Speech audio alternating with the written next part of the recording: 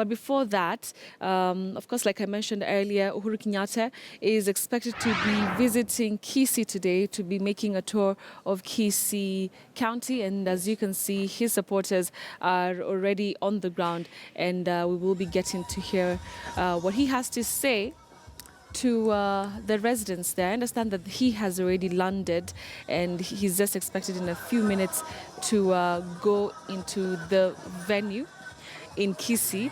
He's going to be visiting Kisii, Nyamira, Kakamega, Trans Nzoia, Uasin Gishu and Bungoma counties. The counties of South Nyanza, Western and Rift Valley regions also. He will be completing that 3-day tour after he completed the 3-day tour of Nyandarua, Laikipia and Nakuru counties, where he unveiled key planks of his re-election bid. Today, President Kenyatta will be in the South Nyanza county of Kisii, like I mentioned, where he will address citizens at Masimba, Keroka, Keumbu, Jogoo, Nyatieko, Koe, Suneka and Tabaka.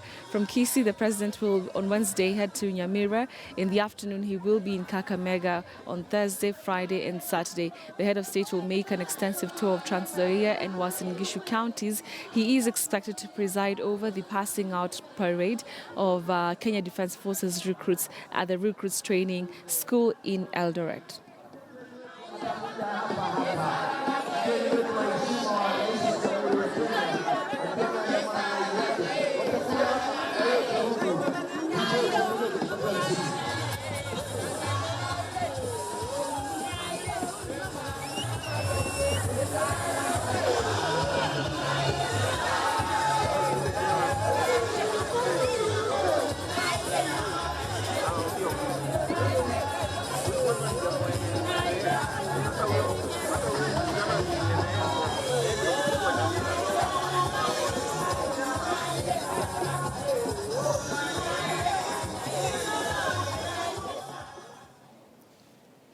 All right, so as soon as that rally begins, we'll be able to get snippets of it. Remember that this is going to be a rally or a visit to Kisii after about a month or two.